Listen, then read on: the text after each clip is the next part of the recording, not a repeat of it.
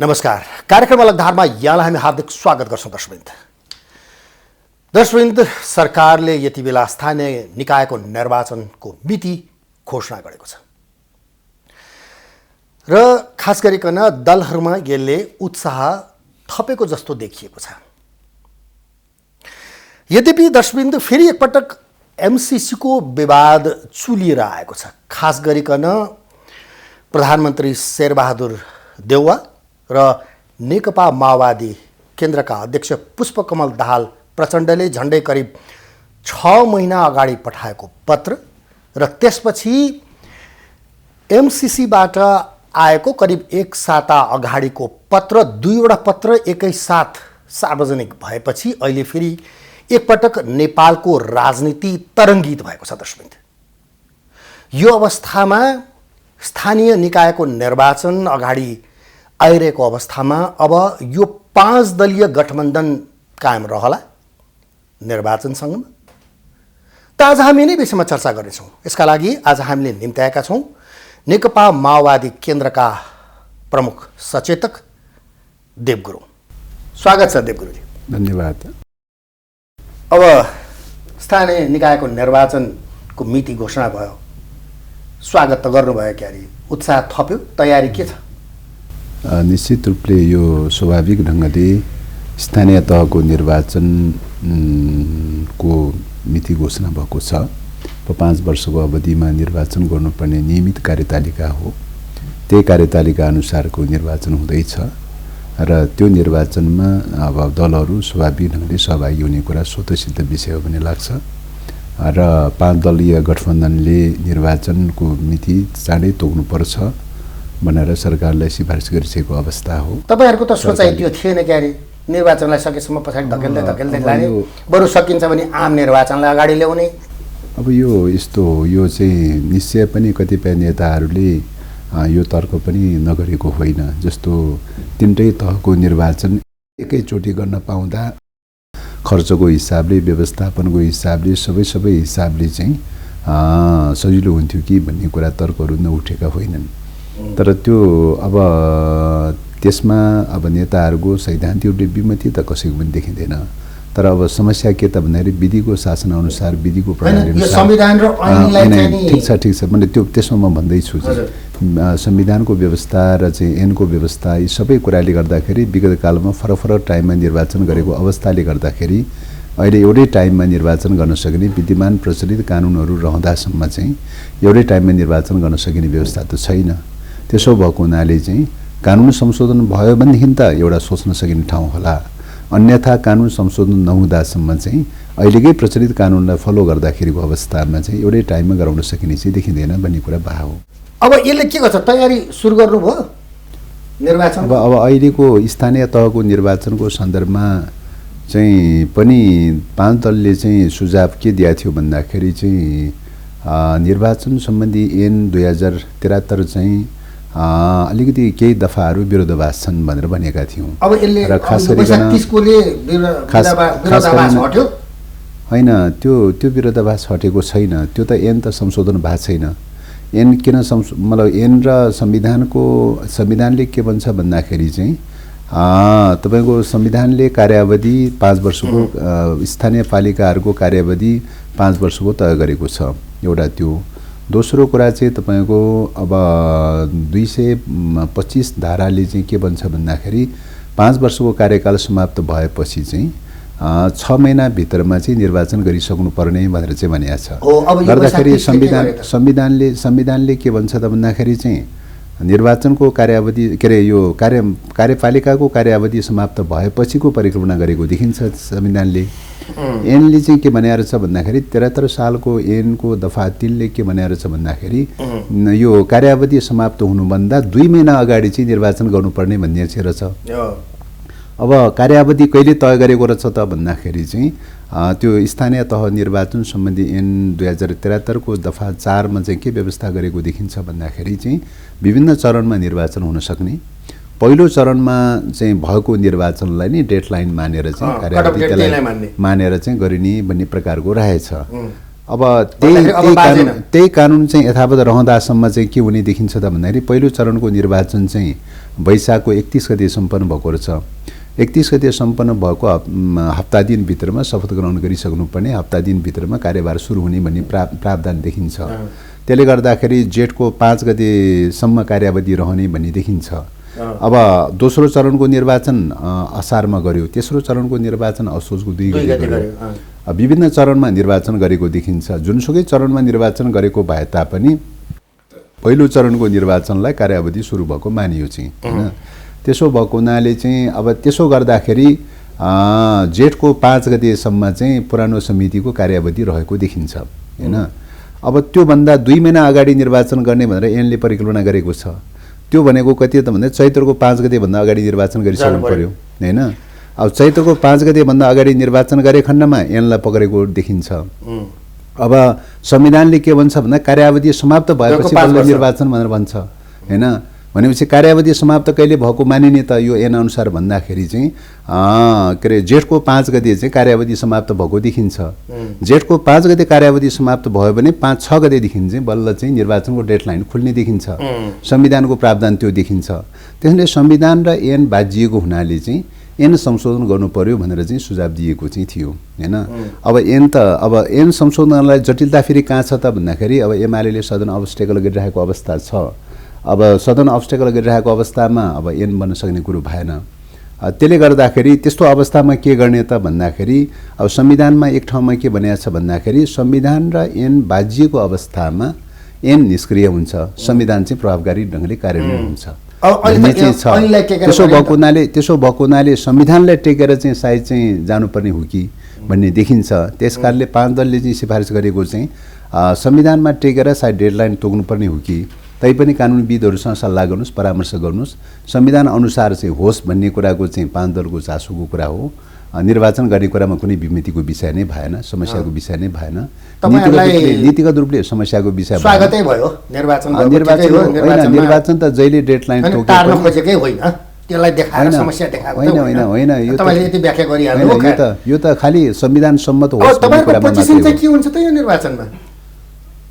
अब निर्वाचनमा के पोजिसन हुन्छ र हुँदैन भन्ने प्रश्न भन्दा पनि निश्चित टाइममा संविधानले तोकिएको डेडलाइनमा निर्वाचन हुनुपर्छ। राज्यका अङ्गहरू रिक्त हुनु हुँदैन, निरन्तरतामा रहनुपर्छ। र निरन्तरतामा रहँदाको अवस्थामा राज्यले सापेक्षिक स्थिरता र स्थायित्व प्राप्त गर्छ। त्यसो भयो भने मुलुकको राष्ट्रिय स्वाधीनताको लागि चाहिँ यसले एउटा बल मिल्छ हैन। राज्यका अङ्गहरू रिक्तता भयो, डेडलक भयो अथवा चाहिँ मतलब तपाईँको सुचारू रूपले सञ्चालन हुन सकेन भने रिक्तताको अवस्थामा विभिन्न ढङ्गले चाहिँ अस्थिरताहरू अराजकता स्थितिहरू पैदा हुन सक्छ। त्यस्तो स्थितिमा सङ्कटकाल लागू हुने, सङ्कटकाल लागू हुँदाखेरि मुलुकको चाहिँ राष्ट्रिय अस्मितामाथि सङ्कट पैदा हुने, यस्तो खालको चाहिँ तपाईँ समस्याहरू पैदा हुने गरिरहेको हुनाले जे जस्तो भए पनि संविधानले तोकेको डेडलाइनभित्रमा अप टु डेट चाहिँ तपाईँको निर्वाचन सम्पन्न गरेर जानुपर्छ भन्ने चाहिँ यो डेमोक्रेसीको रक्षाको निम्ति पनि, संविधानको रक्षाको निम्ति पनि, राष्ट्रिय स्वाधीनताको रक्षाको निम्ति पनि तोकिएको डेडलाइनमा निर्वाचन हुनुपर्छ भन्ने कुरा हो। कुन दलले कति सिट पाउँछ र कुन दलले कति सिट पाउँदैन भन्ने कुरा निर्वाचनको कुरा हो। त्यो त गाउँ कुरा हो। निर्वाचनमा जाने भइसकेपछि त कसैको केही बेसी आउला, कसैको केही कम आउला, 2-4 सिट कम बेसी आउने कुन ठुलो कुरा हो र त्यो? त्यसकारणले त्यो त मेजर विषय होइन हैन। मेजर विषय त के हो त भन्दाखेरि अहिले घोषणा 5 दल गठबन्धन जो छ तपाईहरुको सबै बसेर सहमतिमै गरियो कि 5 दलको बैठकमा चाहिँ भएको कुरा संविधान सम्मत ढङ्गले चाहिँ अब जेठमा चाहिँ जेठमै चाहिँ मतलब गर्नुपर्छ भन्ने कुरा चाहिँ भएको हो हैन। जेठको चाहिँ तपाईको 15 गते फेरि चाहिँ सङ्घको चाहिँ सरकारले चाहिँ बजेट ल्याउनु पर्ने हुन्छ। अब सायद असारको फर्स्ट विकमा के अरे जेठको लास्टमा प्रदेशले ल्याउनु पर्ने हुन्छ। असारको चाहिँ फर्स्ट विकमा 10मा चाहिँ तपाईको चाहिँ स्थानीय पालिकाले ल्याउनु पर्ने हुन्छ। त्यसकारणले त्यो सेड्युललाई समेत हेर्दाखेरि चाहिँ असार 15 भन्दा अगाडि नै चाहिँ सायद निर्वाचन चाहिँ भयो भने राम्रो हुन्थ्यो भन्ने कुरा चाहिँ पनि नभएको होइन, भएका हुन् हैन। ठ्याक्कै पर्टिकुलरली 30 गते भन्ने कुरा चाहिँ त भएको थिएन हैन। 30 गतेको कुराको बारेमा अब त्यो सरकारलाई त्यो चाहिँ तोक्ने टाइम तोक्ने अवसर चाहिँ छ, मौका चाहिँ छ, अधिकार चाहिँ छ। खालि संविधानसम्म ढङ्गले कति भयो र भएन भन्ने कुरा मात्रै हो। त्यो विषयमा पक्कै पनि सरकारका चाहिँ संविधानविदहरूले अथवा चाहिँ सल्लाहकारहरूले, कानुनी सल्लाहकारहरूले सोच्नु भएकै होला भन्ने लाग्छ। दर्शकवृन्द, हामी नेकपा माओवादी केन्द्रका प्रमुख सचेतक देव गुरुङसँगको कुराकानी जारी नै राख्छौँ एकैछिनको छोटो विश्रामपछि।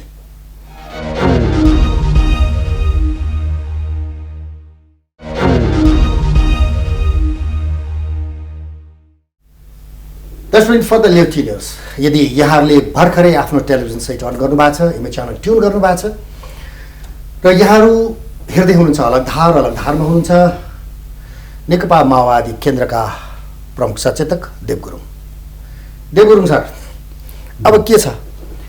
अब फागुन 16 भित्र एमसीसी पास हुन्छ?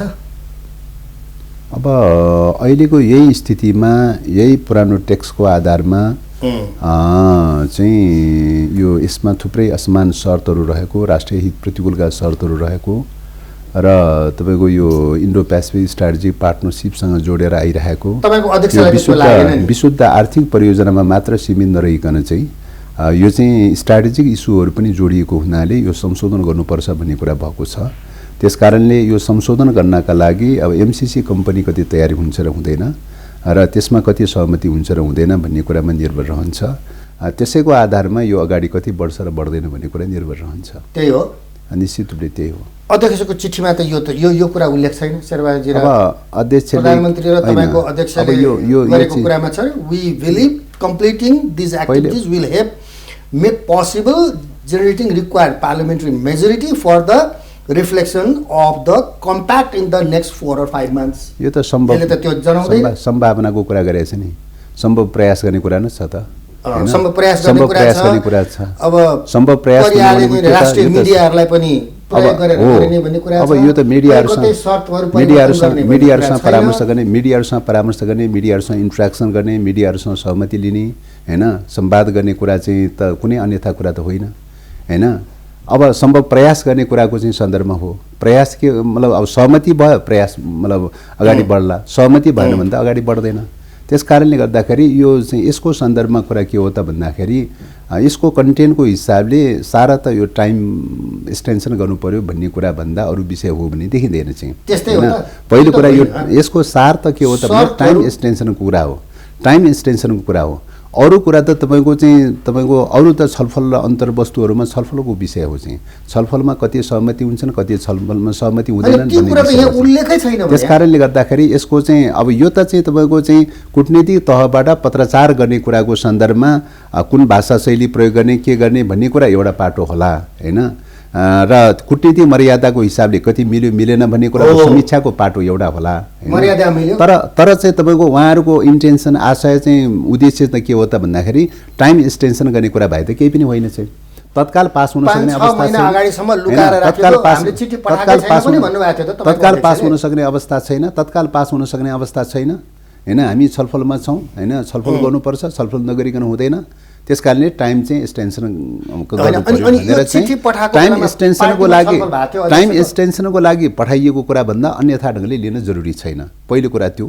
दोस्रो कुरा चाहिँ तपाईँको चाहिँ यहाँ चाहिँ छलफल बहस तर्कवितर्क उठ्नुको पछाडिको कारण चाहिँ कूटनीतिक मर्यादाको हिसाबले मिल्यो कि मिलेन भन्ने प्रश्न हो हैन। कूटनीतिक मर्यादाको हिसाबले मिल्यो कि मिलेन भन्ने प्रश्न चाहिँ निश्चित रूपले छलफलको विषय हो चाहिँ त्यो चाहिँ त हैन। कन्टेन्टको हिसाबले त टाइम एक्सटेन्सन गर्ने बाहेक अरू त होइन त, अरू त घटनाक्रमले देखाइरहेको छैन त। त्यसकारणले गर्दाखेरि चाहिँ हैन, यसमा त धेरै कुरा भनौँ न, हामी त कम्प्लिटली यसमा पास गराउने भन्ने कुरै छ त जम्मै कुराहरू हैन। यो पास गराउँछौँ भनेर ग्यारेन्टी त कहीँ गर्नु भएको छैन त। सम्भव प्रयास गर्ने कुरा, 4-5 महिना लाग्छ त्यसको लागि छलफल ल्याउँछौँ, पास गराउँछौँ, राष्ट्रिय मिडियामा छलफल गराउँछौँ। टाइमको कुराको बारेमा त तपाईँको अहिले पास गर्न सक्ने अवस्था छैन, सहमति छैन। सहमति नभएपछि त चाहिँ टाइमको बारेमा त फेरि एक्सटेन्सन गर्नु पर्यो, टाइम छलफल गर्नु पर्यो भन्ने कुरा त कुन ठुलो कुरा भयो त। अनि यो पत्र पठाउँदाखेरि हैन, टाइम फ्रेमको बारेमा कुराकानी गर्ने कुरालाई पत्र पठाउँदाखेरि तपाईहरुको पार्टीमा छलफल भएको थियो हैन। छलफल भयो कि भएन मेजर विषय होइन। हामीले हेर्ने कुरा के हो त भन्दा कन्टेन्टमा हेर्ने कुरा हो।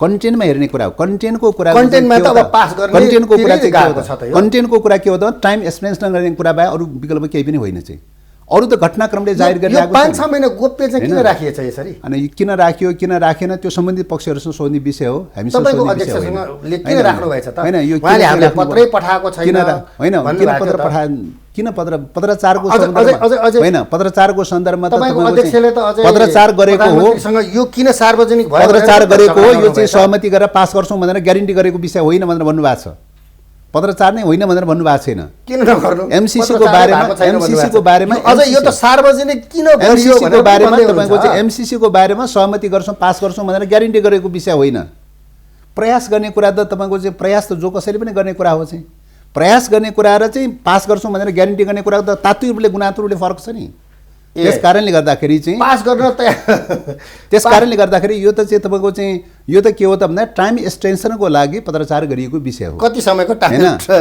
उहाँले त 4-5 महिना टाइम एक्सटेन्सनको लागि चाहिँ सहमति छैन राष्ट्रिय सहमति छैन दलहरू बिचमा सहमति छैन त्यस कारणले अहिले त पास गर्न सक्ने अवस्था छैन भनेर टाइम एक्सटेन्सनको लागि कुरा गरिएको विषय तपाईहरुको हो। महाधिवेशन अब यो कुरा चाहिँ यो एमसीसी त खारेजकै कुरा गरे होइन तपाईहरुले पास गरा त्यही होइन अब पार्टीको स्ट्यान्डको कुरा गर्ने महाधिवेशनमा त्यही भएको होइन? पार्टीको स्ट्यान्डको कुरा गर्ने तपाईँ भने होइन होइन त्यही त पार्टीको स्ट्यान्डको कुरा गर्ने हो भने कन्टिन्यू रूपले एउटै रूपमा आइरहेको छ अहिलेसम्म हो, कहीँ पनि खारेजै दायाँ बायाँ गरेको भएको छ नि छैन होइन खारेजै कहीँ पनि गरेको दायाँ छैन। बायाँ भएको छैन अहिले भनेको छ के त भन्दा यसमा होइन, असमान त्यसमा शर्तहरू तपाईँहरूको छन् महाधिवेशनले- असमान शर्तहरू छन् असमान शर्तहरू छन् राष्ट्रिय हित प्रतिकूलका शर्तहरू छन् आइपिएससँग चाहिँ तपाईँको चाहिँ इन्डो पेसिफिक स्ट्राटेजी पार्टनरसिपसँग जोडिएको छ त्यस कारणले यो स्ट्राटेजिक इस्युमा चाहिँ एग्रिमेन्ट गर्न चाहिँ होइन, मिल्दैन मैले भनेको- त्यसो भएको हुनाले चाहिँ यो संशोधन तपाईहरुको गर्नुपर्छ महाधिवेशनले पनि यो संशोधन खारेजै मात्रै गर्नुपर्छ गर्छ भन्ने छ संशोधन भन्ने कुरा छैन होइन होइन यो चाहिँ तपाईँको के त भन्दाखेरि असमान शर्तहरू संशोधन गरेर चाहिँ तपाईँको चाहिँ के त भन्दाखेरि आर्थिक परियोजनाको रूपमा मात्रै आर्थिक सहायताको परियोजनाको रूपमा मात्रै सीमित गर्न सक्ने हो भने चाहिँ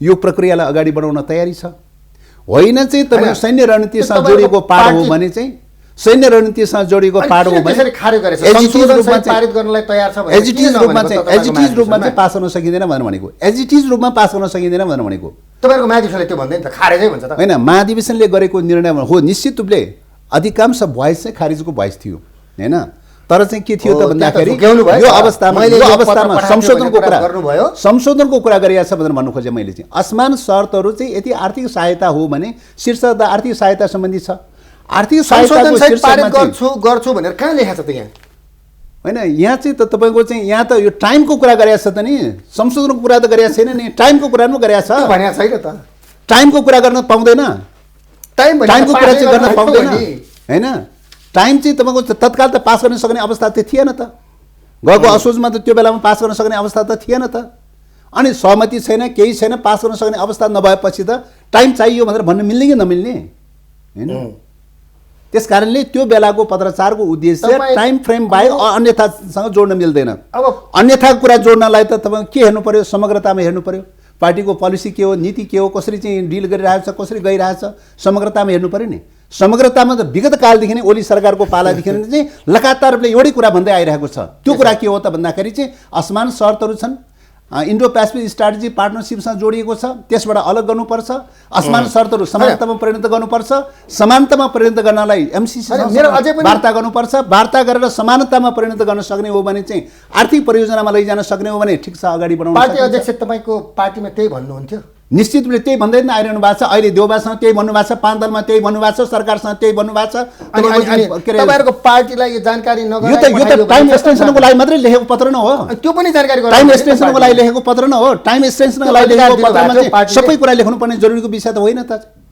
समय लम्ब्याउनलाई लेख्ने कुरामा सबै कुरा लेख्नुपर्ने जरुरी कुरा त होइन त अरू लेख्ने कुरा त तपसिलका कुरा हुन् ब्युरोक्रेसीका कुरा हुन् चाहिँ आम मानिसहरू त कुटनीति निकायको भनाइ छ चाहिँ त। मामिलाको कुरा हो तपाईँको अध्यक्ष भनेको बेला बेलामा उही रङ फेर्ने छेपारो जस्तो हो चेन्ज गर्नुहुन्थ्यो फेरि एकपटक यो झुक्क्याउनु भयो अब यो चाहिँ तपाईँको यो त तपाईँको कुरा मात्रै हो होइन धेरै हो। हामीले हेर्ने कुरा त मात्रै हो। हामीले हेर्ने कुरा त के हो त भन्दाखेरि चाहिँ के हो त पहिलो कुरा कन्टेन्टमा कसरी गइरहेछ भन्ने कुरा कन्टिन्यूमा हेर्ने कुरा हो होइन निरन्तरतामा हेर्ने कुरा हो निरन्तरतामा नहेरिकन त्यहाँबाट पिस मात्रै निकालेर हेर्न थाल्नुभयो भने समग्रतामा बुझ्नुहुन्न चाहिँ त्यस कारणले पिसमा अंशमा त्यो पनि कुटनीतिक शब्दमा गएर खेल्न थाल्नुभयो भने त समग्रतामा त बुझ्न सक्नुहुन्न एउटा पोइन्ट थियो ए, जे गर्नुभयो, त्यस कारणले अध्यक्षजीले त्यस कारणले जे गरेको गर्दाखेरि ठिक छ होइन? त्यस कारणले गर्दाखेरि होइन टाइम एक्सटेन्सन गर्ने कुराको बारेमा कन्टेन्टमा ठिक छ तर कूटनीतिक मर्यादा प्रक्रिया विधिको हिसाबले उहाँहरूले ध्यान दिनु भएन।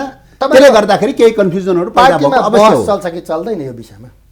पार्टीमा कुरा नभइकन त्यतिकै बोलिरहेको छु र मैले व्यक्ति रूपले बोलेको छु भनेर ठान्नु भएको छ? म त त्यही होइन। त्यस कारणले गर्दा त्यो त तपाईँको चाहिँ दृष्टिदोषको कारण हो। जानकारी बिना अध्यक्षले तपाईँहरूलाई पनि जानकारी बिना पत्र पठाइदिनु भयो। 5 महिना 6 महिना पत्रचार गर्ने कुराको बारेमा कुराहरू नउठेको विषय होइन, पत्रकारचारको बारेमा कुराकानी नभएको विषय होइन, कुराकानी मैले भने तपाईँहरूलाई जानकारी थियो त पार्टी अध्यक्षले यसरी पत्र पठाउनु भएको छ भन्ने जानकारी थियो? त्यही त पत्रचार भएको छ भन्ने कुरा त तत्कालै जानकारी भएर नै त्यो कुरा भएको छ। 6 महिना अगाडि जानकारी थियो? किन थाहा थिएन त? अनि बाहिर किन आएन त यो कुरा? किन अहिले कसरी लुकेर आयो त? किन आएन भनेको त त्यो कुरा चाहिँ किन यो खोलियो भनेर प्रधानमन्त्रीसँग सम्बन्धित निकायको कुरा किन लिएर आएन भन्ने कुरा सम्बन्धित निकायसँग सोध्ने कुरा जसले लिएर आयो उसँग सोध्ने विषय हो। तपाईहरुले सोध्नु पर्दैन त? हामीले सोध्ने विषय होइन। हामीले त टाइम एमसीसी कम्पनीसँग टाइम एक्सटेन्सनको लागि कुरा गरेको, अरू कुरा गरेको होइन। छलछाम गरेर पास गर्ने रणनीतितिर गए होइन यो? बिल्कुलै होइन चाहिँ। छलछाम गर्ने झुक्याउने बिल्कुलै होइन चाहिँ। गुपचुप किसिमले बिल्कुलै होइन चाहिँ। बिल्कुलै होइन। कूटनीतिक रङले डिल गर्ने प्रक्रियामा तपाईँको प्रोसिड्युरमा हेर्दाखेरि, कूटनीतिक प्रक्रियामा हेर्दाखेरि निश्चित रूपले केही मिस्टेकहरू भएका छन् होइन। एमसीसी कम्पनीको चाहिँ चेयरम्यान भनेको सायद त्यहाँको कर्मचारी सहसचिव स्तरको चाहिँ पात्र हो होइन। अब यहाँ प्रधानमन्त्री बालवाला प्रधानमन्त्रीले चाहिँ पत्रचार गर्नु भएको छ। अब पार्टी अध्यक्षले पत्रचार गर्नु भएको छ। 5 दलीय गठबन्धन हो भने 5 दलीय नेता हुनु पर्थ्यो। 5 दलीय गठबन्धनको जिम्मा प्रचण्डलाई दिएको जस्तो देखियो। 5 दलीय गठबन्धन माधव नेपालजीलाई फकाउने, अरूलाई फकाउने जिम्मेवारी प्रचण्डजीको देखियो सरकारको तर्फबाट। होइन भने यो चाहिँ तपाईँको 5 दलीय गठबन्धन हो भने 5 दलीय गठबन्धनमा सबैको समान हैसियत हुन्छ। 5 दलीय गठबन्धनको कुरा होइन। एक मिनट सुन्नुहोस् न। त्यो जिम्मा व्यक्तिगत रूपले कसैले दिनुहुन्छ भने होइन, व्यक्ति विशेषले कसैले केही दिनुहुन्छ भने त्यो अलग विषय हो चाहिँ। तर अहिलेको स्थिति त 5 दलीय कोलिसनको गठबन्धनको कुरा हो नि। 5 दलीय गठबन्धनको कुराको सन्दर्भमा 5 दलीय गठबन्धनमा सहमति गर्नुपर्ने एउटा प्रक्रिया त्यो हो। दोस्रो प्रक्रिया के त भन्दा पत्रचार गर्ने हैसियत कोसँग हुन्छ त? सरकारसँग हुन्छ। सरकारले गर्नुपर्ने कुरा हो होइन। प्रचण्डलाई जोड्नुपर्ने जरुरीको विषय त होइन, अध्यक्षलाई जोड्नुपर्ने विषय त होइन त चाहिँ। सरकारले गर्ने कुरा हो। सरकार पनि कसले गर्ने हो त भन्दाखेरि चाहिँ तपाईँको सहसचिव स्तरको चाहिँ नेतृत्वमा भएको चाहिँ सरकारको नेतृत्वको कम्पनीसँग पत्रचार गर्न त्यही स्तरको कूटनीतिक निकायबाट पत्रचार गर्नु पर्यो नि। कूटनीतिक निकायबाट पत्रचार गर्नुपर्नेमा नेताहरूलाई मुसेर चाहिँ पत्रचार गर्ने कुरा त बेठिक थियो चित हो। त्यस कारणले कूटनीतिक प्रधानमन्त्री र पार्टी अध्यक्षले गरेको कूटनीतिक कार्यविधिको हिसाबले, कूटनीतिक प्रक्रियाको हिसाबले मिस्टेकहरू भएका चाहिँ छन् होइन। कूटनीतिक मर्यादाको हिसाबले मिस्टेकहरू भएको छ। तपाईँको प्रधानमन्त्री बालवाला प्रधानमन्त्री र पूर्व प्रधानमन्त्री तपाईँ सहसचिव स्तरको क्याटेगोरीको मान्छे हो त भन्दाखेरि त होइन त चाहिँ। कस्तो हुनु रहेछ? त्यस कारणले गर्दाखेरि यो कूटनीतिक मर्यादा र प्रणाली प्रक्रियाको हिसाबले पत्रचार गर्ने कुरा पनि सरकारले गर्ने हो। सरकार पनि परराष्ट्र मन्त्रालयले गर्ने हो। कूटनीतिक मर्यादा अन्तर्गत पर्दैन भनेर त्यति बेला तपाईँलाई भन्नुभएको थियो भने उठाउनु भएन? यो कुरा समीक्षाको विषय हो, शिक्षा लिने कुरा हो। नेताहरूले चाहिँ हतारपत्र गर्ने होइन, यो त समीक्षाको विषय हो। त नि त्यही मैले भनिरहेको छु नि। कूटनीतिक प्रक्रिया कति मिल्यो कति मिलेन, तपाईँको सरकारले पत्रचार गर्नुपर्नेमा चाहिँ तपाईँको पार्टी लिडरलाई पनि मुछेर पत्रचार गरिएको चाहिँ छ। सरकारको पनि के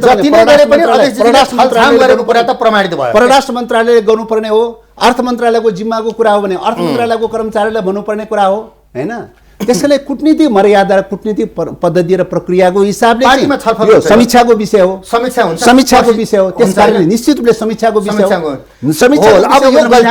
यो गल्तीले के गर्नुहुन्छ? अध्यक्षलाई एकपटकलाई माफी दिनुहुन्छ कि उहाँलाई कारबाही? यो त होइन, यो त शिक्षा लिने विषय हो। कूटनीतिक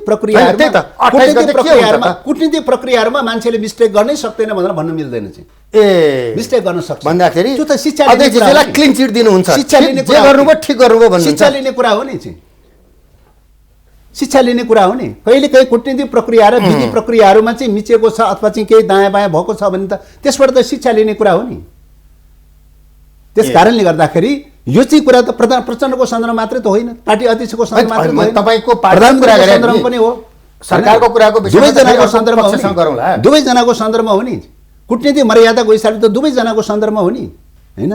तपाईँहरूको पार्टीभित्रको कारणले गर्दाखेरि उहाँले कूटनीतिक मर्यादा त उहाँले पनि उल्लङ्घन गर्नुभयो नि त होइन। त्यही त कूटनीतिक मर्यादाको बारेमा उहाँले ध्यान दिनु भएन। उल्लङ्घन गर्छु भनेर गर्नुभएको त होइन उहाँहरूले चाहिँ। त्यही त जानकारी गराउँदा पहिल्यै उल्लङ्घन गर्छु भनेर गर्नुभएको चाहिँ होइन चाहिँ। एमसीए खालि के मात्रै हो त भन्दाखेरि ध्यान दिनुपर्ने कुरामा ध्यान नपुगेको चाहिँ पकापकी हो हैन। अब के हुन्छ त तपाईँको पार्टीमा त्यही त छलफल ध्यान हुँदाखेरि? नपुगेको पार्टी कुराहरूको बारेमा अध्यक्षलाई के सजग गर्नुहुन्छ भन्नु ध्यान नपुगेको विषयहरू बारेमा शिक्षा लिने आगामी दिनमा शिक्षा लिने हो। होइन यसले हेर्दा त कुनै अब पास डिग्री गर्नेतिर कुराको बारेमा गयो चाहिँ शिक्षा लिने यो कुरा। यो पास गराउनेतिर गएको जस्तो देखिन्छ। यसो हेर्दाखेरि उहाँ त पास गराउने कमिटमेन्टै देखिन्छ भने फुल कमिटमेन्ट। त्यसको लागि समय माग्नु भएको छ तपाईँले। एमसीसी को बारेमा के डिलिङ हामी आवश्यक परे त खर्च गर्न सक्छौँ एमसीसी को भन्ने बारेमा पनि के छ। डिलिङ भइरहेछ भने त सबै सार्वजनिक छ नि, सबै सार्वजनिक छ नि। एउटा कूटनीतिक पत्रको बारेमा चाहिँ बेस बनाएर उल्टो पाल्टो अर्थ गर्न त्यो त सार्वजनिक छ। पास हुनेतिर गइसक्यो भनेको सार्वजनिकै छ नि। सार्वजनिक के छ त भन्दाखेरि यो संशोधन नभइकन पास हुन सक्दैन, यो संशोधन नभइकन टेबल हुन सक्दैन। संशोधनको लागि संशोधनको लागि चाहिँ एमसीसी कम्पनीसँग पत्राचार गर्नुपर्छ, कुराकानी एकचोटि गर्नुपर्छ। गरे त 21वटा बुदामा गरे होइन।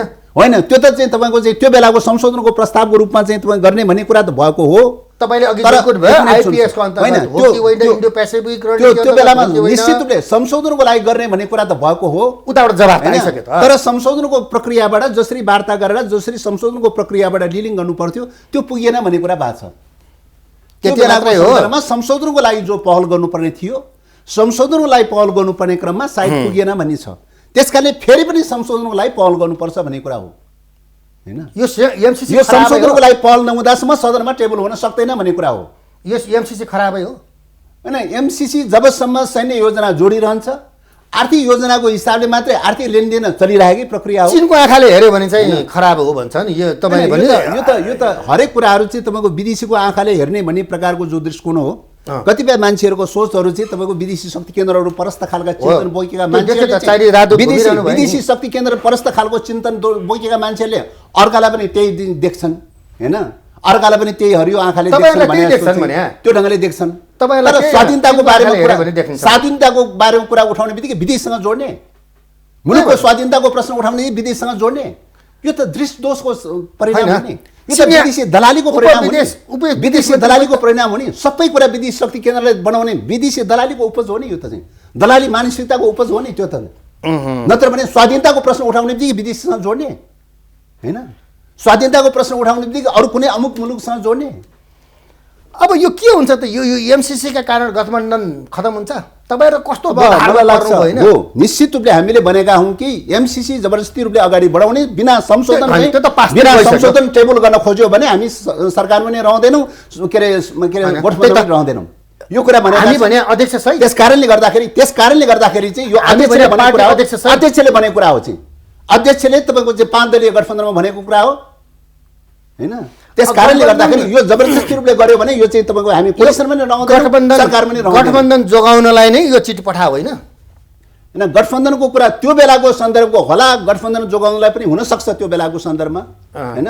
हुन सक्छ त्यो बेलाको सन्दर्भमा। तर गठबन्धन जोगाउनलाई चाहिँ अमेरिकी कम्पनीसँग गठबन्धन जोगाउनलाई अमेरिकी कम्पनीसँग पत्राचार गर्ने विषय त होइन, नगर्नुपर्ने हो। त्यो त नेपालको दोधारमा पर्नु भयो हैन? त्यो त नेपालको मामला हो नि। सरकार गठबन्धन जोगाउने नजोगाउने, गठबन्धन कायम राख्ने नराख्ने, सरकार कायम राख्ने नराख्ने भन्ने कुरा त आन्तरिक मामला हो चाहिँ। यो पास नगरौँ, गठबन्धन नजोगिने भयो, पास गरौँ पार्टी फुट्ने भयो होइन? त्यो स्थितिमा बडा एकतिर कुवामा हाम फालौँ कि आगोमा हाम फालौँ भन्नेतिर गयो नि त तपाईँको पार्टी त। त्यस्तो स्थिति होइन, त्यो स्थिति बिल्कुलै होइन। माओवादीको सन्दर्भमा त्यो स्थिति बिल्कुलै होइन। त्यही माओवादीकै सन्दर्भको कुरा गरे। त्यो स्थिति बिल्कुलै होइन, त्यो स्थिति बिल्कुलै होइन, हैन? त्यो स्थिति होइन। पहिलो कुरा यो एमसीसी भनेको के हो त भन्दा राष्ट्रिय स्वाधीनतासँग जोडिएको मुद्दा हो। गठबन्धन भनेको सरकार भनेको छेनछेनमा परिवर्तन भइरहेको राष्ट्रिय स्वाधीनता हो विषयको सवाल। त्यस कारणले गर्दाखेरि राष्ट्रिय स्वाधीनताको मुद्दासँग गठबन्धन तुलना गर्न मिल्दैन चाहिँ, सरकार तुलना गर्न मिल्दैन चाहिँ। त्यस्तो खराब हो एमसीसी। त्यस कारणले गर्दाखेरि स्वाधीनताको प्रश्न, नेपालको अस्मिता रहन्छ कि रहँदैन भन्ने प्रश्न जीवन मरणको प्रश्नसँग जोडिएको विषय हो। सरकार जोग्ने नजोग्ने विषय हो र गठबन्धन जोगिने नजोग्ने विषय हो र? यही मुद्दाले विगत कालमा पार्टी विभाजन भएको देख्नु भएन? नेकपा विभाजन भएको देख्नु भएन एमसीसी को मुद्दाले? अब पार्टी त विभाजन हुन्छ भनेपछि अब माओवादी केन्द्र पनि विभाजनतर्फ गयो। पार्टी त विभाजन हुन्छ, एमसीसी को इस्युले पार्टी त डिजल्भ हुन सक्छ, विभाजन हुन सक्छ। तपाईहरुको पार्टी पनि अब राष्ट्रिय स्वाधीनताको पार्टी भन्दा माथिको कुरा हो नि। स्वतन्त्र सरकारको कुरा मात्रै हो र पार्टी भन्दा माथिको कुरा हो नि राष्ट्रिय स्वाधीनता भनेको त हो। त्यस कारणले गर्दा राष्ट्रिय स्वाधीनताको मुद्दामा कम्प्रोमाइज हुन सक्दैन हैन? यो राष्ट्रिय स्वाधीनताको मुद्दामा कम्प्रोमाइज फेरि भने मैले एकपटक यो चीनले हेर्दाखेरि चाहिँ स्वाधीनताको कुरा आयो, अन्यथा होइन भन्छ नि त। यो त राम्रो छ हैन? त्यो बेलाको कन्डिसनमा त्यो बेला लाइन र सडक विस्तार, त्यो बेलाको कन्डिसनको सन्दर्भमा त्यो सोच्न सक्छ कसैले चाहिँ। यो चाहिँ गठबन्धनको सरकार छ, अब अहिले सरकार चलिरहेको छ, हैन? त्यहाँ किन विवाद गरिरहने, किन बहस गरिरहने भन्ने ढङ्गले चाहिँ सोच्नै सक्दैन भनेर त भन्न नसकेला, सोच्न सक्छ। तर हामीले हेर्ने कुरा के हो त भन्दाखेरि चाहिँ तपाईँको के हो त भन्दाखेरि गठबन्धनको कुरा होस् या सरकारको कुरा होस्, यो भनेको के हो त भन्दा अस्थायी कुरा हो, क्षणिक कुरा हो होइन। एमसिसीको प्रश्न राष्ट्रिय स्वाधीनतासँग जोडिएको मुद्दा हो। राष्ट्रिय स्वाधीनता भनेको नेपालको सबैभन्दा सर्वोपरि प्रश्न चाहिँ राष्ट्रिय स्वाधीनताको प्रश्न हो होइन। परिमार्जन सहित पास हुन्छ यो। त्यस कारणले गर्दाखेरि स्वाधीनताको प्रश्नसँग चाहिँ अरू विषयहरू तुलना गर्न मिल्दैन। ठिकै हो कुरो तपाईँले भने। दोस्रो कुरा राष्ट्रिय स्वाधीनताकै विषय हो, त्यस्तो खराब हो एमसिसी। निश्चित रूपले स्वाधीनताको विषय नभइकन किन यो विवाद उठ्छ? यो त स्वाधीनताको विषय नभइकन किन चाहिँ होइन, यो चिनिया उपविदेश मन्त्री, चिनिया राजदूत घुमेर चाहिँ तपाईँहरूलाई राष्ट्रिय स्वाधीनताको विषय हो, यसलाई चाहिँ नि एमसिसीलाई लिनुहुन्न, बरु बिआरआई गर्नुपर्छ भनेर अगाडि बढायो होइन यो चिज? तपाईँहरू त्यसमा लाग्नु भयो होइन? चिनको आँखाले हेरेर गरे होइन यो? चिन्तन हो। साम्राज्यवाद परस्त, विस्तारवाद परस्त खालका विदेशी शक्ति केन्द्रहरूको दलालीको मानसिकताको उपज नै यही हो चाहिँ। स्वाधीनताको प्रश्न उठ्ने बित्तिकै स्वाधीनताको प्रश्न उठ्ने बित्तिकै विदेशसँग जोड्ने, त्यही भन्छ। स्वाधीनताको प्रश्न उठ्ने विदेशसँग जोड्ने, त्यो त दलालीको चिन्तन हो नि। शक्ति केन्द्रहरूको दलालीको चिन्तन हो नि। दलालीको चिन्तनको पछाडि प्रश्न उत्तर गर्दै हिँडेर साध्य चल्छ। त्यस कारणले गर्दाखेरि यो त दलाली र पराकाष्ठा हो चाहिँ। हरेक कुरालाई चाहिँ विदेशसँग जोडेर, तपाईँलाई के लाग्छ आफ्नो स्वाधीनताको विषयलाई छोडेर चाहिँ तपाईँको चाहिँ विदेशसँग जोडेर हेर्ने कुरा त दलालीको पराकाष्ठा हो नि। एमसिसी पास गर्नै हुन्न। यही स्थितिमा पास हुँदैन, यही स्थितिमा पास गर्न मिल्दैन चाहिँ। के छ त्यसमा? यो स्थितिमा पास गर्यो भने के हुन्छ त? नेपाल चाहिँ तपाईँ द्वन्द्वग्रस्त क्षेत्र बन्छ, नेपालको राष्ट्रिय अस्मिता समाप्त हुन्छ। कसरी बन्द रहेछ? किन हुँदैन चाहिँ? नेपाल जस्तो बुरान्तिक स्थितिमा चाहिँ तपाईँ सात समुद्र पारीको सेना आएर क्याम्प खडा गरेर अमेरिकी सेना आउँछ यहाँ? निश्चित रूपले त्यसैको लागि कसरी आउँछ? त्यसैको लागि सदनमा पेश गर्न खोजिरहेछ। नत्र भने आर्थिक सहायता भए किन चाहिँ सदनमा पेश गर्नु पर्थ्यो? किन संविधान निष्क्रिय गर्नु पर्थ्यो? किन सरकार निष्क्रिय गर्नु पर्थ्यो? किन सदन निष्क्रिय गर्नु पर्थ्यो? किन अदालत निष्क्रिय गर्नु पर्थ्यो?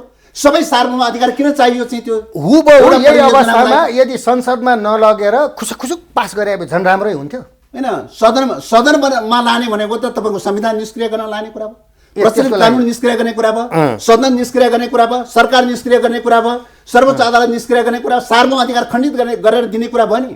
एमसी एकाउन्टलाई सार्वभौम अधिकार खण्डित गरेर दिने कुरा हो नि। एउटा आर्थिक योजनाको लागि चाहिँ आर्थिक सहायताको लागि सार्वभौम अधिकार खण्डित गरेर दिनुपर्छ।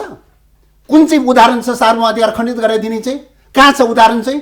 अहिलेसम्म 10 सहायताहरू चाहिँ छन्। त्यस्तो खराब बुदाहरू छन्? किन छैन? त्यो हेर्नु भएको छैन तपाईँले? त्यति पनि पढ्नु भएको छैन? त्यति पनि जानकारी छैन तपाईँलाई? सार्वभौम अधिकार खण्डित गर्ने कुरा देख्नु भएको छैन? त्यो त सडक विस्तार र ट्रान्समिसन लाइनको सडक विस्तारको लागि सडक विभाग छ। सडक विभागले जिम्मा दिएर केले रोक्यो? एक पक्ष त भनेको छ नि त अब मुलुकलाई विद्युत प्राधिकरण, ट्रान्समिसन लाइन प्रसारणलाई विद्युत प्राधिकरण छ। विद्युत प्राधिकरणलाई दिनलाई केले छेक्यो? नेपालको सार्वभौम अधिकारसँग त नेपालको सार्वभौम अधिकार अनुसार त विद्युत प्रसारण लाइनको जिम्मेवारी त विद्युत प्राधिकरणलाई छ नि। किन विद्युत प्राधिकरणको अधिकारलाई खण्डित गर्यो? गर्न सकेन र त यत्रो चिजहरू आयो नि। सकेन भन्ने कुरा प्रमाण के? आधार के? सकेन भन्ने कुरा? त्यसो भने विद्युत प्राधिकरण विघटन गर्नु पर्यो नि। ल ठिक छ। अब एउटा सडक विभागले सबै सडक चाहिँ निर्माण गर्न हुने, अनि जब यो 300 किलोमिटर सडक विस्तार गर्न नहुने। त्यस कारणले यो त सार्वभौम अधिकारलाई खण्डित गरेर चाहिँ तपाईँको के त भन्दाखेरि सबै कुरा गोप्य ढङ्गले गर्ने, मुलुकलाई एकाउन्ट भनेर कम्पनी के अरे एमसी एकाउन्ट खडा गर्ने र अमेरिकाको एमसिसी कम्पनीको ऐन अनुसार चल्ने, अमेरिकी कानुन अनुसार चल्ने, नेपालको कानुन निष्क्रिय हुने, सरकार निष्क्रिय हुने, संसद निष्क्रिय हुने। दुवै कानुन निष्क्रिय हुन्छ भनेछ के अरे? होइन, त्यो कहीँ भनेको छैन। अमेरिकी कानुन लागू हुन्छ, नेपालको कानुन बाँचिएको हदसम्मका नेपालका राष्ट्रिय कानुनहरू सबै निष्क्रिय हुन्छ। सरकारले अनुमोदन गर्न पाउँदैन। अनुमोदन गर्नलाई कम्पनीसँग सहमति लिनुपर्छ। सदनले अनुमोदन गर्न पाउँदैन। सर्वोच्च अदालतले मुद्दा चलाउन पाउँदैन चाहिँ, केही गर्न पाउँदैन। नेपालभित्र चाहिँ परियोजना सञ्चालन गर्ने, नेपालभित्रको जब एउटा परियोजना सञ्चालन गर्नलाई चाहिँ सबै अधिकार, संसदको अधिकार कटौती गर्नुपर्ने, संविधान निष्क्रिय गर्नुपर्ने, सर्वोच्च अदालत निष्क्रिय गर्नुपर्ने, सरकार निष्क्रिय गर्नुपर्ने। सार्वभौम अधिकार खण्डित नभइकन के हुन सक्छ? त्यस कारणले गर्दाखेरि चाहिँ एउटा जब आर्थिक परियोजना सञ्चालन गर्नलाई चाहिँ होल चाहिँ तपाईँको सार्वभौम अधिकार नै खण्डित गरेर दिनुपर्ने खालको जो के अरे प्रस्ताव आएको छ, त्यो के कारणले आयो त? त्यो सामरिक उद्देश्यले आएको, रणनीतिक उद्देश्यले आएको। त्यो भनेको चिनलाई घेर्ने नै हो। आएको छ चिनलाई घेर्ने रणनीति हो। कसलाई घेर्न हो त्यो थाहा छैन, तर नेपालमा सैन्य अखडा बनाउनलाई ल्याएको हो चाहिँ। यसमा कुनै शङ्का छैन। अमेरिकाको आँखा यहाँसम्म त्यो निश्चित रूपले नेपालमा सैन्य अखडा कायम राख्न सक्यो भने तपाईँको उत्तरलाई पनि चेक गर्न सकिन्छ, दक्षिणलाई पनि चेक गर्न यो सकिन्छ। त चीनले भनेर यो स्थिति आएको हो भन्छ नि त। भने यो त दलालीको चिन्तनको कारण हो, दलालीको चिन्तनको कारण हो। विदेशीहरूको अगाडि दलाली गर्ने चिन्तनको उपज हो यो त। त्यो 21वटा बुदामा यो सबै चिज होइन भनिसकेको छ त, त्यसले त्यस्तो बुझेन। होइन भनेर चाहिँ के होइन भनेर भनेको छ तपाईँको चाहिँ एमसिसीले भन्ने हो र चाहिँ आइपिएस अन्तर्गत होइन। आइपिएसको कुरा त सरकारले भनिरहेको छ, अमेरिकी सरकारले भनिरहेको छ। एमसिसी त कम्पनी हो, त्यो चाहिँ वाणिज्य कम्पनी हो।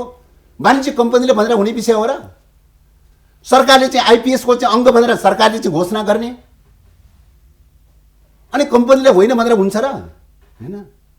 सरकारका चाहिँ तपाईँ रक्षा मन्त्रालय के अरे डकुमेन्ट प्रकाशन गर्ने, रक्षा मन्त्रालयले प्रकाशन गरेको डकुमेन्टमा चाहिँ नेपाल चाहिँ आइपिएसको पार्ट बन्यो भनेर घोषणा गर्ने, होइन, समर्थक के अरे सदस्य बन्यो भनेर घोषणा गर्ने, अनि नेपालमा सैनिक क्याम्प राख्न, ल्यान्ड फोर्स आर्मीको क्याम्प राख्नको लागि भनेर चाहिँ नेपालका उच्च अधिकारीहरूसँग वार्ता गर्न आउने, कहाँ सैनिक क्याम्पहरू राख्ने भनेर निरीक्षण गर्दै हिँड्ने। त्यो गरिसक्यो, निश्चित रूपले गरिसकेको हो। कहाँ कुन ठाउँमा राख्ने भएछ सैनिक? त्यस कारणले गर्दाखेरि त्यो बेलामा नेकपाभित्र विवाद पैदा भयो चाहिँ, विदेश सेना लिएर आउने कुराको विषयमा विवाद पैदा भयो चाहिँ।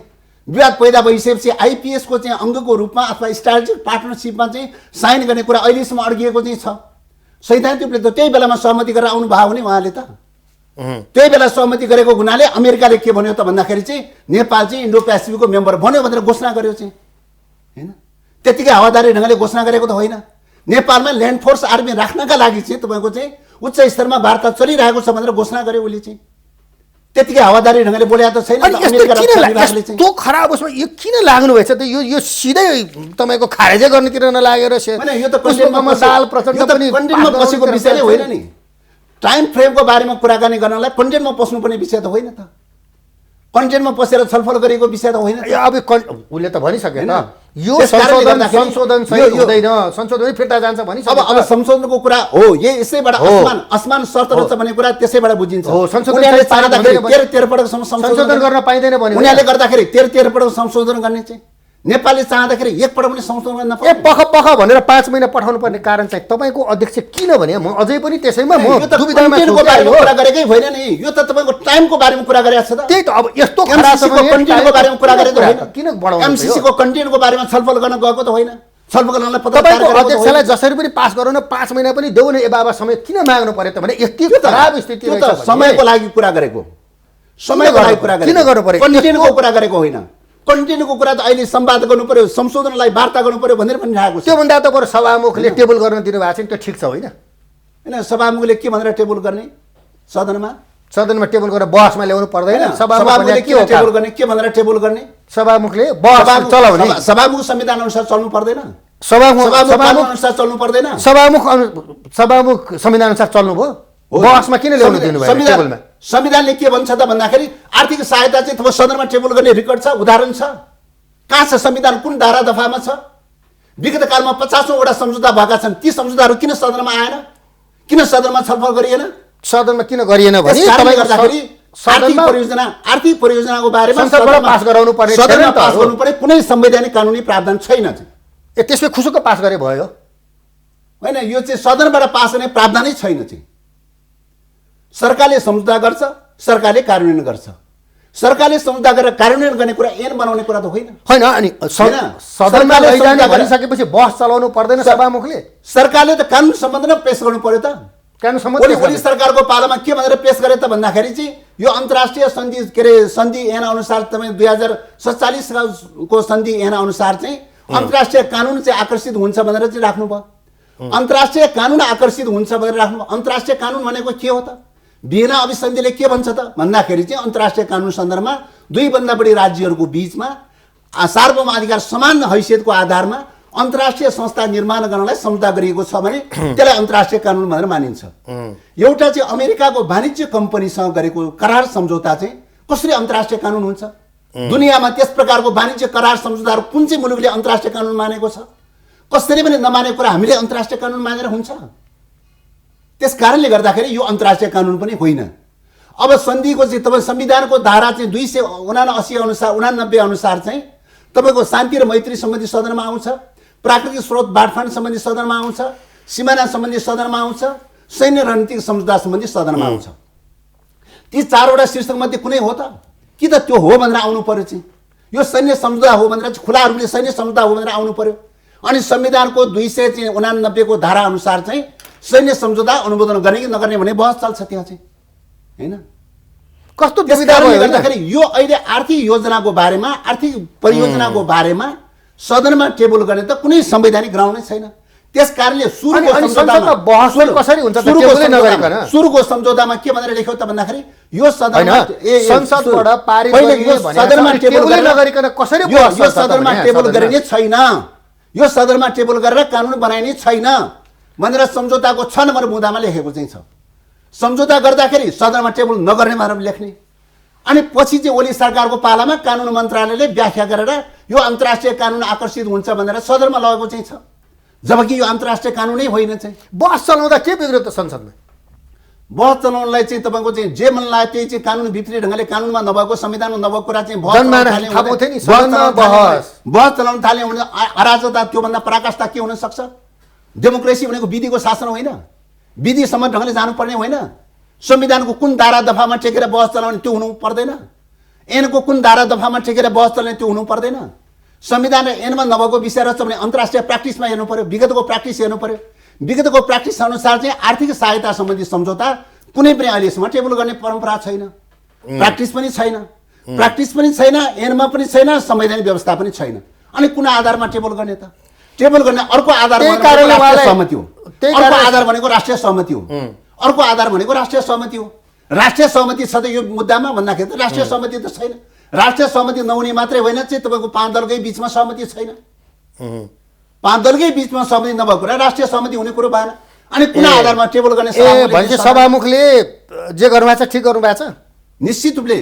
उहाँले चाहिँ तपाईँको चाहिँ उहाँले अहिले यो टेबल गर्न मिल्दैन भनेर चाहिँ उहाँले भन्नुभयो। यसमा यहाँ सभामुखलाई पनि त फोल्डमा लिने भन्ने कुरा त छ नि हैन? त्यो त आग्रह गर्ने कुरा हो चाहिँ। सभामुखले आग्रह गर्नुभएको छ नि। हेर्नुहोस् सभामुखलाई चाहिँ कति छलछाम त गर्दै हुनुहुन्छ तपाईँको अध्यक्षले। सभामुखले तपाईँलाई जानकारी बिना धेरै छलछाम गर्दै संविधान के अरे सम्झौता संशोधन भयो, परिमार्जन भयो, सबैको सहमति भयो भने सभामुखले आग्रह गर्ने कुरा हुन्छ। राष्ट्रिय सहमति भयो भनेर आग्रह गर्ने कुरा हुन्छ। ए बाबा, राष्ट्रिय सहमति नभइकन चाहिँ राष्ट्रिय सहमति नभइकन त सदनमा के अरे टेबल गर्ने आधारै छैन चाहिँ। के आधारमा टेबल गर्ने? राष्ट्रिय सहमति भयो भने त सभामुखले आग्रह गर्नु पर्यो नि, हामी राष्ट्रिय सहमति जुट्यौँ। त्यसको जिम्मेवारी त पुष्पकमल दाहालले लिनुभएको छ। संविधानमा नभए पनि, कानुनमा नभए पनि, ऐनमा नभए पनि चाहिँ, परम्परा नभए पनि हामीले राष्ट्रिय सहमति गर्यौँ, त्यस कारणले टेबल गरिदिनु पर्यो भनेर भन्ने हो चाहिँ। राष्ट्रिय सहमतिको डकुमेन्ट साथ लिएर जाने हो चाहिँ हैन? राष्ट्रिय सहमति भएको खण्डमा त आग्रह त गर्नु पर्यो त। सभामुखले आग्रह नगरिकन कसलाई गर्ने? त्यसैले अहिले त राष्ट्रिय सहमति पनि छैन, संवैधानिक व्यवस्था पनि छैन, ऐनको व्यवस्था पनि छैन, परम्परागत प्र्याक्टिस पनि छैन, सम्झौतामा आफैमा लेखा छ, यो सदनमा टेबल गरिने छैन। अब यसले चाहिँ नि राष्ट्रिय सहमति कायम गर्ला नि त, यो पत्रले गराउने भनेको छ नि हैन? अब यो त त्यही त राष्ट्रिय सहमतिको लागि संशोधन अनिवार्य शर्त हो। अब राष्ट्रिय सहमतिको लागि संशोधन अनिवार्य शर्त हो। राष्ट्रिय हित प्रतिकूलका चाहिँ प्रावधानहरू संशोधन गर्नुपर्ने चाहिँ अनिवार्य शर्त हो। संशोधनको लागि चाहिँ तपाईँको झलनाथ कमरेडको नेतृत्वमा बनेको पहिले नेकपा छँदाखेरि बनेको कार्यदलले 15 बुँदे चाहिँ सिफारिस गरेको चाहिँ छ हैन? दोस्रो चरणमा किन 15 बुँदे सिफारिस गरेको छ। त्यही 15 बुँदे सिफारिस पछाडि पनि फेरि कार्यदल बनेको छ, उहाँको नेतृत्वमा कार्यदल बनेको छ। त्यसले सिफारिस गर्ला, केही बुँदाहरू चाहिँ तयार गर्ला हैन? केही बुँदाहरू तयार गर्ला, के कुरामा संशोधनको लागि प्रस्ताव गर्ने भनेर तयार गर्ला। त्यही आधारमा संशोधन भयो भने चाहिँ त्यो संशोधनमा राष्ट्रिय सहमति जुट्यो भने चाहिँ प्रक्रिया अगाडि बढ्ने हो हैन? त्यसकारणले अहिलेको चाहिँ कुरा के हो त भन्दाखेरि 16 गते अहिलेको प्रक्रिया चाहिँ संशोधनको विकल्प छैन हैन? संशोधनको लागि एमसीसीसँग वार्ता गर्ने कुरा हो। जहिले संशोधन गर्न तयारी हुन्छ, संशोधन गरिसकेपछि राष्ट्रिय सहमति जुटेर मात्रै सदनमा जान सक्छ। संशोधन नहुँदासम्म चाहिँ तपाईँको चाहिँ राष्ट्रिय सहमतिको सम्भावना छैन, राष्ट्रिय सहमति नभइकन सदनको सम्भावना छैन। भन्दाखेरि 16 गते फागुन 16 सम्म पास हुँदैन। यो कुनै अर्थ छैन, यो टाइम टेबलको कुनै अर्थ छैन, कुनै औचित्य छैन। फेरि समय 5 वर्षको लागि भनेर प्रोजेक्ट एग्रिमेन्ट गर्ने, फेरि समय 4 वर्ष बितिसक्यो, 5 वर्षमा पुन लगाइसक्यो, अनि अहिले फर्किन्छ अरे त कुरा हुन्छ। फर्किन्छ अरे त हैन? फर्कने नफर्कने त उनीहरूको कुरा हो। फर्क्यो भने त उत्तर कोरिया बन्छ भन्छ त उनीहरूको कुरा हो। फर्कने नफर्कने त उनीहरूको कुरा हो। फर्क्यो भने भन्ने विषय हो र? उत्तर कोरिया जस्तो बन्छ हामीले भन्ने विषय हो र? फर्कने नफर्कने त उनीहरूको कुरा हो नि। अनि मुलुकलाई उत्तर कोरिया जस्तो बनाउने हो त हैन? उत्तर कोरिया बनाउँछ भनेर चाहिँ तपाईँको सबै फन्डहरू रोकिदिएर मुलुकको राष्ट्रिय अस्मिता समाप्त गर्ने, उत्तर कोरिया बनाउँछ भनेर थ्रेड गरेर चाहिँ मुलुकको राष्ट्रिय अस्मिता समाप्त गर्न खोज्ने, धम्की दिन खोज्ने, नेपालको राष्ट्रिय अस्मितामाथि खेलबाड गर्न खोज्ने, सबै सहायताहरू रोकिन्छ अरे त, धम्की दिने, उत्तर कोरियाको सार्वभौम अधिकारका विरुद्धमा चाहिँ तपाईँको चाहिँ जुन ढङ्गले अमेरिकाले कदम चालिरहेको छ त्यो चाहिँ तपाईँको राष्ट्रिय स्वाधीनताको विरुद्धमा कदम चालिरहेको चाहिँ छ, राष्ट्रिय अस्मिताको विरुद्धमा कदम चालिरहेको छ। त्यस कारणले साम्राज्यवाद बनिरहेको छौँ नि। अमेरिकी नीति त साम्राज्यवादी नीति हो नि, विश्वव्यापी रूपमा प्रभुत्व कायम गरिरहेको चाहिँ छ। साम्राज्यवादले त कुनै पनि मुलुकमा हस्तक्षेप गर्छ, गरिरहेकै छ उसले चाहिँ त, होइन? उसले कोलोनी बनाउन खोजिरहेको छ, यहाँ पनि कोलोनी बनाउन खोजिरहेकै छ नि। इस्ट इन्डिया कम्पनीको बेलामा चाहिँ तपाईँ अङ्ग्रेजहरूको चाहिँ कम्पनी चाहिँ व्यापार गर्न इन्डियामा घुसे, त्यही कम्पनीले अन्ततः गर्दा चाहिँ इन्डिया कब्जा गरे, 2 दशक 2 शताब्दीसम्म चाहिँ कोलोनी कायम गरेर बसे। यही कारणले सभामुखलाई पनि यसैको नयाँ रूप महाभियोग लगाउने कुरा छ नि त। यसैको नयाँ रूप के हो त भन्दाखेरि एमसिसी को नामबाट आइरहेको चाहिँ छ। त्यस्तो त्यो त इस्ट इन्डिया कम्पनीसँग तुलना गरेर हेर्नुपर्छ, होइन? त्यस कारणले गर्दा नेपालको हिस्ट्रीमा यस्तो प्रकारको ब्लन्डर प्रकारको सम्झौता, यस्तो प्रकारको ब्लन्डर प्रकारको चाहिँ तपाईँको चाहिँ सम्झौता, सुगुली सन्धिको चाहिँ तपाईँ 1816 मा भएको चाहिँ सुगुली सन्धि एउटा त्यो गणना गर्न सकिन्छ, होइन? सन् 1950 को सन्धि भन्दा पनि डेन्जरस छ यो चाहिँ त। अनि खारेजी गर्नु पर्छ यस्तो पत्र पठाउँदाखेरि। त्यस कारणले गर्दाखेरि यसको चाहिँ सैन्य रणनीतिबाट आउट नगरिकन यसको विकल्प छैन।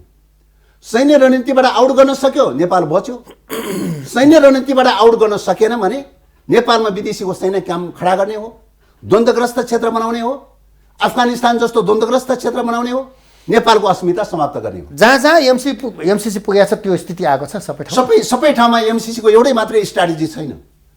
एमसिसी विश्वभरि अमेरिकाले जुन ठाउँमा सञ्चालन गरिरहेको छ त्यो ठाउँमा त्यहाँको परिस्थिति अनुसारको त्यहाँको सार्वभौम अधिकारलाई कसरी कन्ट्रोल गर्ने भन्ने परिस्थिति अनुसारको फरक खालको प्लान बनाएर गइरहेको छ। सबै ठाउँमा एउटै मोडल छैन। नेपालमा सडक किन कब्जा गर्नु पर्यो, नेपालमा विद्युत प्रसारण लाइन किन कब्जा गर्नु पर्यो, किन रहेछ? रणनीति कोणबाट हेर्नु पर्यो नि, सैन्य कोणबाट हेर्नु पर्यो नि, किन रहेछ? सैन्य रणनीति कोणबाट हेर्नु पर्यो नि। यातायात भनेको त ओसार पोसारको लागि त नाका हो नि त, बाटो हो नि त। चाहिँ बाटो चाहिँ उसले बनाइसकेपछि नेपालले छुनै नपाउने, कुनै पनि मुलुकले छुन नपाउने, टोटल सार्वभौम अधिकार उसको हातमा गइसकेपछि उसको हातमा बाटो गएन, उसको हातमा सार्वभौम अधिकार गएन। तपाईँको नेपालको पश्चिम जोड्ने चाहिँ नाका चाहिँ तपाईँको चाहिँ कपिलवस्तुदेखि लिएर दाङसम्मको चाहिँ नाका तपाईँको चाहिँ अर्काले कब्जा गरिदिने बित्तिकै नेपाल त चाहिँ अपाङ्ग भएन, होइन? किन सडक त्यहाँ रोज्यो उनीहरूले चाहिँ? त्यो पनि उसको कब्जामा किन गर्न खोज्यो, होइन? सडक विभागले किन तयारी दिएन? विद्युत प्रसारण लाइनबाट चाहिँ बिजुली ओसार पोसार मात्रै हो र? बिजुली प्रसारण लाइनबाट चाहिँ तपाईँको अप्टिकल फाइबर लाइन चल्छ भन्ने कुरा थाहा छैन। अप्टिकल फाइबर लाइन माथिको स्वामित्व कसको? अप्टिकल फाइबर लाइनले होल चाहिँ एनटिसी चल्छ भन्ने थाहा छैन। एनटिसी चल्छ, टिभी चल्छ, तपाईँको एफएम चल्छ, सबै अलराउन्ड मिडिया चल्छ एनटिसीबाट, होइन? अप्टिकल फाइबर लाइन चाहिँ तपाईँको चाहिँ 400 केबीको चाहिँ बाट निस्कने अप्टिकल फाइबर लाइन कब्जा गरेपछि के हुन्छ? नेपालमा समानान्तर एनटिसी चलाउन सक्दैन भन्ने कुराको ग्यारेन्टी के, होइन? त्यति मात्र होइन, अहिले चाहिँ तपाईँ विद्युतबाट के निस्कन्छ त? तपाईँ सेटेलाइटका सेन्टरहरू खोल्न सकिन्छ। सेटेलाइट सेन्टरको लागि बिजुली अनिवार्य छ।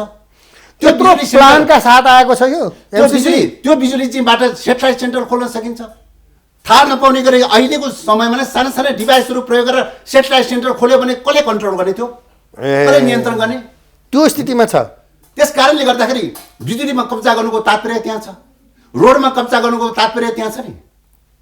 त्यस कारणले गर्दाखेरि यो त सबै कुरा रणनीतिसँग जोडिएको छ, सेनासँग जोडिएको छ, सैन्य रणनीतिसँग जोडिएको छ, क्षेपणास्त्र युद्धसँग जोडिएको छ। अनि युद्धसँग जोडिएको चाहिँ रणनीति योजनालाई चाहिँ तपाईँको चाहिँ खुरो चाहिँ तपाईँको चाहिँ आर्थिक सहायता हो भनेर चाहिँ तपाईँको त्यो आवरणमा गरेर चाहिँ पास गर्ने, त्यसो भएको हुनाले यो कुरा पासै गरिनु हुन्न है। उसो भए त होइन, यो सैन्य रणनीतिलाई अलग गराएर चाहिँ आर्थिक सहायता मात्रै बनाऊ, जसरी विगत कालमा त्यो मान्न तयार छैन। विगत कालमा युएस एडसँग सम्झौता भएको छ त, युएस एडको मोडलमा जान किन तयारी भएन? विगत कालमा ब्रिटेनसँग डिएफआइडीको मोडलमा चाहिँ आर्थिक सहायता सम्बन्धी सम्झौता भएको छ, डिएफआइडीको मोडलमा जान किन तयारी भएन? विगत कालमा चाहिँ जर्मनीसँग जेटीजेडको मोडलमा सम्झौता भएको छ, त्यसको मोडलमा जान किन तयारी भएन? वर्ल्ड ब्याङ्कसँग एडिबीसँग आर्थिक सहायता सम्बन्धी हामीसँगको छुट्टै भयो सम्झौता, होइन? हो, विगत कालका आर्थिक सहायता सम्बन्धी जति पनि सम्झौता छन्, 20औँवटा 50औँवटा जो सम्झौताहरू छन्, त्यो सम्झौताको मोडेल भन्दा फरक ढङ्गले चाहिँ तपाईँको के गर्यो आएको छ। आयो यो चाहिँ किन फरक गरियो त भन्दाखेरि चाहिँ आर्थिक सहायता होइन, यो चाहिँ यो सैन्य रणनीति अन्तर्गत आयो। सैन्य रणनीति अन्तर्गत आउनुपर्ने भएको हुनाले अलग प्रकारको चाहिँ सम्झौता गर्न आयो। त्यो सम्झौता सदनबाट अनुमोदन गराएर कानुन बनाउन खोज्यो, चाहिँ ऐन बनाउन खोज्यो, संविधानलाई निष्क्रिय गराउन खोज्यो, सदनलाई निष्क्रिय गराउन खोज्यो, सर्वोच्च अदालतलाई निष्क्रिय गराउन खोज्यो, सरकारलाई निष्क्रिय गराउनु पर्यो। राज्यका यी अङ्गलाई निष्क्रिय नगराइकन त चाहिँ उसले खुरुखुरु गतिविधि गर्न त पाउँदैन। भनेपछि मुलुकलाई फेल स्टेट गर्नेतर्फ गयो, निश्चित रूपले यो त तपाईँको नेपाललाई कोलोनाइजेसन गरे नयाँ टाइपले कोलोनाइजेसन गर्ने प्रक्रियाको चाहिँ एउटा कडी हो यो चाहिँ एमसीसी प्रोजेक्ट। त्यस्तो त्यस कारणले गर्दाखेरि राष्ट्रिय स्वाधीनताको भावना भएका रौँ मात्रै पनि देशभक्तिको भावना छ भने स्वीकार गर्न सक्दैन। होइन पहुँच त ठुलै रहेछ होइन। यो रोक्न खोज्दाखेरि सभामुखलाई अहिले महाभियोग लगाउने कुराहरू उठ्दैछ नि त। अब यो महाभियोग यो एमसीसीको इस्युमा उहाँका विरुद्ध महाभियोग लगायो भने लगाए हुन्छ, सभामुख हिरो बन्नुहुन्छ, शङ्कै छैन। जसरी महराको विरुद्धमा एमसीसी पास गरिदिएन भनेर एउटा सांस्कृतिक केस लगाएर चाहिँ थुनामा लगाए, मुद्दा लगाए, त्यसले गर्दाखेरि महरा हिरो हुनुभयो।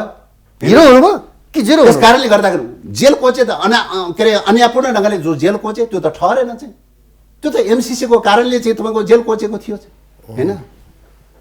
त्यसले गर्दाखेरि त आखिरमा चाहिँ महराको चाहिँ इमेज जसरी डाउन गर्छु भनेर भनेको थियो त्यो त उल्टो भयो त चाहिँ होइन। सभामुखको विरोधमा पनि अहिले अग्नि सापकोटाको विरोधमा सभामुखको विरोधमा पनि चाहिँ तपाईँको जति चाहिँ महाभियोगको कुरा उठ्छ, जति मुद्दा मामिला पुराना मुद्दा मामिला क्रियाशील गरेर चाहिँ उहाँका विरुद्ध जति षड्यन्त्र हुन्छ, जति कसम षड्यन्त्र चल्छ, उति चाहिँ तपाईँ सभामुख हिरो हुनेवाला छ। नेपालको राष्ट्रिय स्वाधीनताको निम्ति बचाउनको लागि हिरो हुनेवाला छ। यो त गोल्डेन अप्सन हो नि। सभामुखको विरुद्धमा त्यो गर्यो भने म त गोल्डेन अप्सन भनेर मान्छु।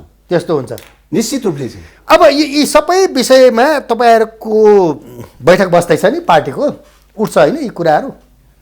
अनि यो कुरा त पटपट छलफल चलिरहेको चलिरहेछ। अब यो विषयमा त उठ्न अस्ति महाधिवेशनमा छलफल चलेकै हो, त्योभन्दा अगाडिका पार्टी बैठकहरूमा छलफल चलेको हो। उहाँको सबै छलफल चलिरहेको डरलाग्दो इस्युमा उहाँले चाहिँ नि समय मागेको विषयमा पनि त उठ्ला नि त।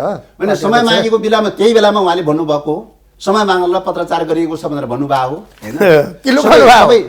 सबै टेक्सहरू त्यो बेलामा चाहिँ सबै जानकारी भएको विषय त थिएन नै होइन। तर पनि आशा के हो त होइन पत्र पठा होइन, आशा के हो त भन्दा टाइम एक्सटेन्सन गर्नलाई गरिएको पत्रचार हो। उद्देश्य त्यति हो। त्यति उद्देश्य हुँदा हुँदै पनि चाहिँ तपाईँको के हो त भन्दाखेरि प्रक्रियाहरू चाहिँ तपाईँ कूटनीतिक प्रक्रिया र विधि चाहिँ तपाईँको ठिक ढङ्गले अपनाउन सकेन भने के हुन्छ त भन्दाखेरि कन्टेन्टमा पनि कहिलेकाहीँ असर पर्दिन सक्छ। ठिक छ ल। अब भनेको त्यही हो चाहिँ। अब तपाईँको त 28 गते बैठकबाट के हुन्छ? तपाईँ त महासचिवमा उम्मेदवारी दिने भनेको छ क्यारे के होइन? अब यो कुरा चाहिँ मैले माग दाबी गरेको विषय होइन, महासचिवलाई माग दाबी गरेको पनि विषय होइन, त्यस कारणले कुनै पदको लागि माग दाबी गरेको विषय होइन। प्रश्न के मात्रै हो त भन्दाखेरि चाहिँ अब धेरै साथीहरूको माग दाबी भएपछि यो चुनाव गर्ने कुरो पनि हुँदैन। सहमतिको लागि चाहिँ अलिकति तयारी गर्नुपर्छ। सहमतिको क्यान्डिडेट तयार हुनुहुन्छ, सहमतिको लागि तयार हुन सक्छ कि भनेर अध्यक्षले चाहिँ स्लाइडली चाहिँ मुभ गर्नुभएको कुरा हो होइन।